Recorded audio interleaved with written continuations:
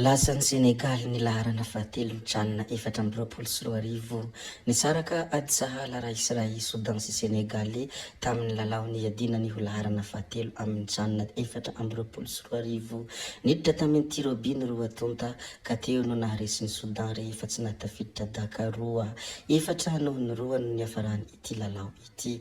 Troisième place ny Senegal izay tompon-daka farany nandrobaka ny tranona 420 izay natao tany Algeria. Androany kosa no hafantarana izay ho tompon-daka ny tranona 420 satria androany ny lalao famaranana. Tompoko vavy sy tompoko lahy, hilaza zavatra be be moa isika ato anatin'ity video ity fa mialohany idirantsika amin'izany zava-drehetra izany dia mbola entanina toy ny mahazatra foana ianareo aboneny chaîne antsika ary asio j'aime ny video indrindra azadino ny mametraka ny komantera. Ndeha aloha idirantsika vetivety izany fanaovana abonnement izany mialohany hirsoantsika amin'ny resaka zay ataontsika. Ndao ary tompoko lahy, ndao ary tompoko vavy, abonné vetivety ary ny chaîne antsika.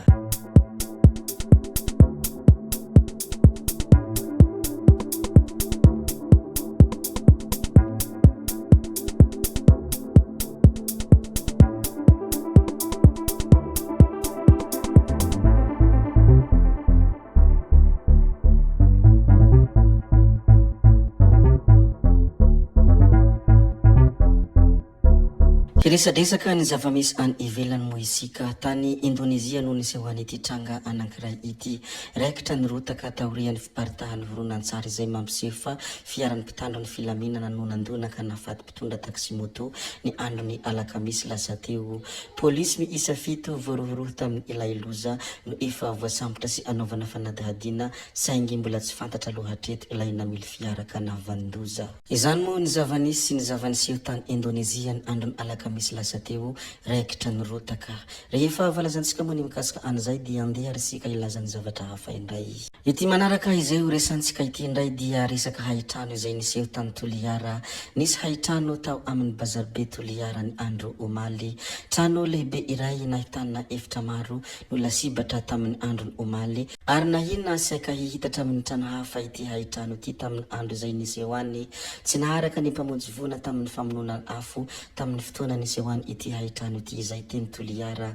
Mbola tsy fantatra mazava kosa ny antony nahatonga ny firehetana. Fa ny zava-misy maneran-tany kosa dia raha araka ny vaovao izay fantatra niakatra 70 isanjato ireo tsita-popoky maneran-tany tao anatiny izay 5 taona lasa izay. Manodidina ny 3 hetsy ireo olona tsita-popoky maneran-tany tato anatiny 5 taona. Araka izany moa dia niakatra 70 isanjato hoy ny komity iraisam-pirenena ny Croix Rouge izay andro ny zoma lasa teo no namoanjareo izany antotanisa izany. Voalaza ihany koa fa ny fiforonan'ny ady sy ny tsy fanajana ny lalan'ny ady no mahatonga izany hoe izy ireo. Manampy izany ihany koa ny fifidramonina ny isan'ny ireo tsita-popoky any Ukraine hatrany Soudan, Syria hatrany Colombie no manamafy fa tsy misy mpiaro ireo olona mandritra ny ady. 724 hetsy ireo tsita-popoko hatramin'ny farany taondasa raha nitare marika izay navoaka ny Croix Rouge. Izao nilaza ny komity iraisam-pirenena ny Croix Rouge ny andro ny zoma lasa teo fa niakatra 70 isanjato ireo tsita-popoky maneran-tany tao anatiny izay 5 taona lasa izay. Anisan'ny tsara ho fantatra moa izay ka izany indrindra no antony izarana iny amintsika rehetra ato izay mpanaraky ny zava-misy sy mpanaraky ny vaovao mandalo. Ny olazaintsika manaraka moa dia ny teny izay nambaran'ny pastera Heritiana. Anisan'ny tena tsy nahafaly ny maro moa ity fanehoan-kevitra izay nambarany ity indrindra ireo izay mpampiasa sy mpikirakira ny tambanjotra serasera. Ny sasany raha teo moa dia nilazany hoe eo no mahatonga ianareo mpivavaka tena tsy ankafizinay mihitsy satria manararoatra ny fahombiazany sasany foana hitadiavana irika mba hoentina hampandeha ny tsena hoe ireo sasany izay nanakiana mafy ny hafatra izay nataony ity pastera ity.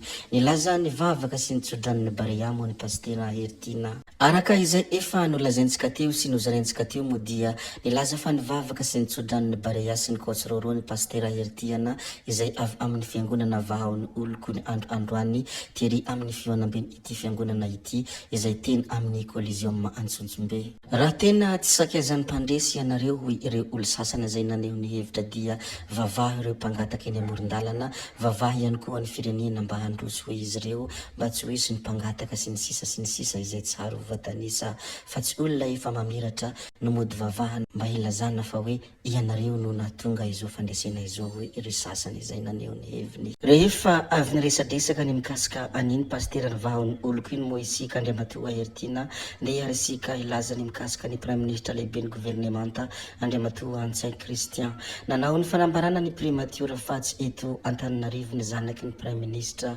mahakasika ny fifampifandraisana ny anaran'ny lehibe ny gouvernemanta Antsaiko Christian amin'olona lazaina fazanany lahy ao Andrenivohitra dia nanao fanambarana ny primature ny omaly. Ny fanambarana izay natao moa dia ny hoe tsy mipetraka na nandalo na mandalo ao Antananarivo renivohitra ny zanany lahy tatoato ny fanambarana tamin'ny ilay raharaha mora rano alarobia no nisy izay filazana ho zanaka lahy ny prime ministre izay.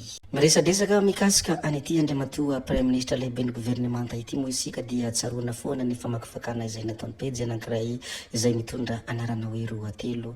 Mbola tsy nisy olona mahafantatra ny vady andefimandriny ity prime ministre ity ary ny zanana raha teo moa dia tsy fahita matetika miseho ao anatin'ny tambanjotrany sosialy. Rehefa valazalazantsika moa ny mikasika an'iny prime ministre lehibe ny gouvernemanta iny dia ndeha ary sika ilaza kely ny mikasika ny boinina 777 efa miroso amin'ny fanadihadina ny haute cour de justice raha araka ny vaovao fantatra. Nilaza ny senatera Tahina Andrianandrasana tao anatin'ny fandaharana Solanga fa efa ampelatana ny haute cour de justice ny raha boinina 777 ary efa miroso amin'ny fanadihadina izy ireo. Nilaza ihany koa fa tsy hampisy olana amin'ny andanina ankilany ireny tranga ireny na ny firenena milaza fa tompony na ny nahitratrarana azy.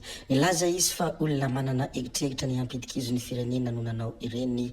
Ity senatera ity moa dia izay isan'ny mpikambana amin'ny haute cour de justice. Mazava moa ny fanambarany iny senatera iny rehefa nivahiny tao anatin'ny fandaharana Solanga izy efa miroso amin'ny fanadihadina ny haute cour de justice ny mikasika ny boinina 777. Rehefa voaresadresaka atsika moa ny mikasika aniny hafatra izay nambaran'ny senatera iny dia ndeha ary sika iresaka kely ny mikasika ny baolina kitra malagasy. Iaraha malala fa efa nisan'ny miandry fatratra an'izany lalao famarana ny Barea izany moa ny ekipam-pirenena malagasy indrindra ireo malagasy be dia be izay mpanohana ny ekipam-pirenenany. Amin'ny sika metely zao moa dia efa orakoraka be ao Antananarivo renivohitra manerana ny quartier rehetra dia be dia be ny olona miorakoraka ary manantena ny fandresena manantena ihany koa ny hiodiany izany amboara izany ao Antanindrazana. Ny mivavaka moa dia mivavaka ho an'ny Barea mba handresy fa ireo olona izay mpandala ny kolotsaina kosa dia mikoezikoezy mba hangataka fandresena amin'ny Barea de Madagasikara. Hoitantsika eo ny tohiny ary hozariantsika aty any moa ny mikasika an'izay. Tompoko vavy sy tompoko lahy betsaka ireo zay efa voalazaka tsy valamparana intsony ka hoy hoe ajanonantsika hatreo ny videontsika ary tompoko vavy sy tompoko lahy koa dia mankasitraka anareo na vitanay anao hatramin'ny farany ary mbola manentana anareo foana ny mbola hanaraka ny video manaraka izay alatsaka iato misesisesy zay fa tsara vena ny resaka hametra veloma izay veloma vetivety fa tsy hoe akory veloma mandrakizay amin'ny manaraka indray no manano mesimesy veloma ary tompoko lahy veloma tompoko vavy.